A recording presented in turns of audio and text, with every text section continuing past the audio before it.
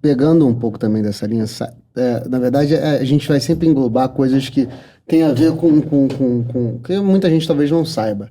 Eu queria saber como que é para vocês, porque assim, uma coisa é a gente conhecer as pessoas de púlpito, porque tem muitas pessoas que a gente só conhece de púlpito e não sabe o dia a dia das pessoas. A gente tem o prazer, eu e o Samuel, a gente tem o prazer de conviver com vocês diariamente e ver o exemplo que vocês são, tanto a gente fala, no meu caso, dentro do octógono e fora do octógono, são duas pessoas diferentes. Sim. No caso de vocês, em cima do púlpito e fora dele, vocês, para mim, são as mesmas pessoas. É o que eu conheço de vocês e como que é isso? Como que é mostrar, realmente, viver realmente aquilo que você prega? Porque eu já vi conversas suas, tanto com a Laura quanto com o Isaac, que são os filhos de vocês, que me surpreendem muito. E eu vejo a sinceridade da Laura. Inclusive, tem um fato que mexeu muito comigo, foi no Congresso das Mulheres, a Laura orando, aquilo você orando por ela, aquele mover todo. Como que é ser um exemplo? A pergunta é basicamente essa: como que é ser um exemplo fora e dentro do púlpito e o quão difícil é você seguir a mesma linha? Porque acho que normal, acho que acontece todo mundo. A gente vê pregadores que há 20 anos atrás pregavam uma coisa e hoje o contexto totalmente diferente fora, eles pregam totalmente fora daquilo que eles acreditavam. Isso faz parte da evolução, do amadurecimento, ou o cara realmente perdeu a linha? Como é que é para vocês lidar com isso, assim? Ele tá passando a bola para mim. As perguntas mais difíceis estão indo para a senhora, né? Eu tô percebendo isso. Olha, eu posso responder também. Não, ele vai responder com certeza. Mas eu acredito, Arley, que é o princípio do perdão. Porque ninguém consegue acertar 100% o tempo todo. Claro que o nosso objetivo é ser a mesma pessoa do púlpito, fora do púlpito. E você vê isso no nosso dia a dia. Aquilo que a gente prega para o povo é o que a gente prega para a nossa casa. Então, o que nós pregamos não pode ser diferente quando você chega em casa, de jeito nenhum, porque a criança é a primeira que vai dizer assim: estou decepcionada com você. Você me ensinou dessa maneira no púlpito e agora, mamãe, você está fazendo de outra maneira. Uau. E nós passamos por isso já, de ser pego em algum momento que a criança entendeu errado ou a gente mesmo fez alguma coisa que não parecia com o que a gente crê. Por exemplo, lá em casa, passa alguma cena de televisão, as crianças já pulam, porque elas sabem que a gente não aprova algumas coisas. Então, se a gente não pular, eles mesmos falam: mãe, isso aí a gente não assiste aqui em casa. Aí eu rapidamente pulo a cena, às vezes não estou prestando atenção. Esse é um exemplo. Mas o perdão, chegar para a criança e falar assim: você está certa, me perdoa, foi muito bom você falar isso para mim, você me ajudou, give me 5. E a gente bate a mão e continua dali. A gente tem que fazer exatamente como a gente ensinou.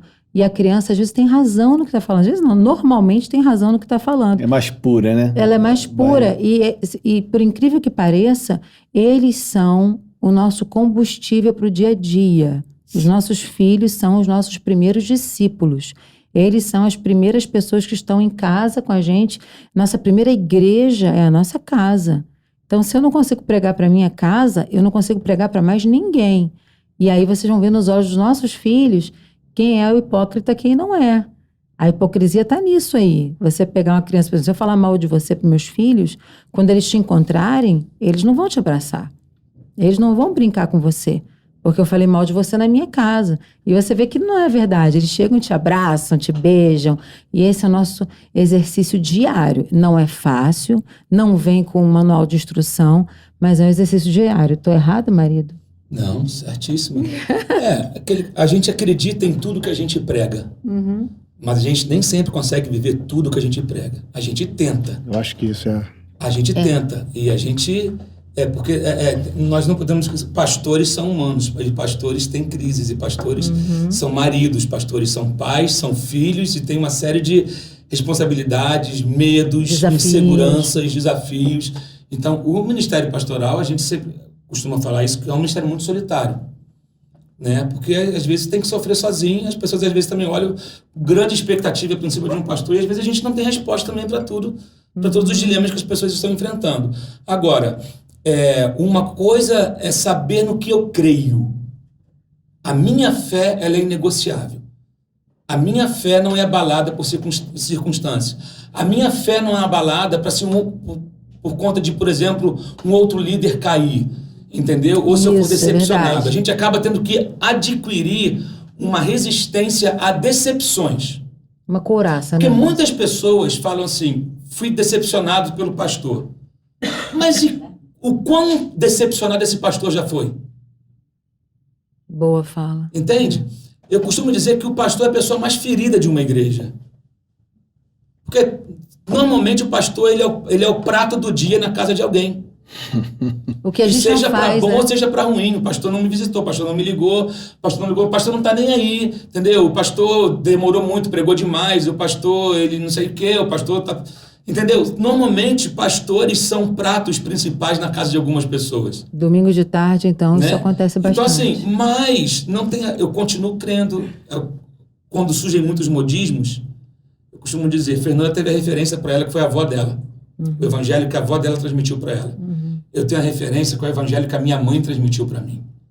Quando tudo começa a ficar maluco, Arlen, metodologias novas, gente querendo fazer você... Reinterpretar a Bíblia. Reinventar a Bíblia, ou eu volto para o que eu aprendi na minha raiz, para o evangelho que eu creio, o evangelho da simplicidade, da fé, e que eu vi os enfermos sendo curados, os demônios sendo libertos. Então, é nisso que eu creio. Quando tudo está confuso demais, eu volto para essa simplicidade, sabe? Eu lembro de tudo que eu fui ensinado pela minha mãe, pelas referências que eu tive, dos pastores que eu tive na minha vida. Pessoas sendo libertas de demônios. Entendeu? Então eu falo, opa, esse é o caminho. Esse evangelho não mudou. E é o que a gente tenta transmitir ali na IPAM, ao evangelho que a Fernanda herdou da dona Jogresa e eu herdei da dona Seni e do pastor Antônio Gomes. E como... Desculpa.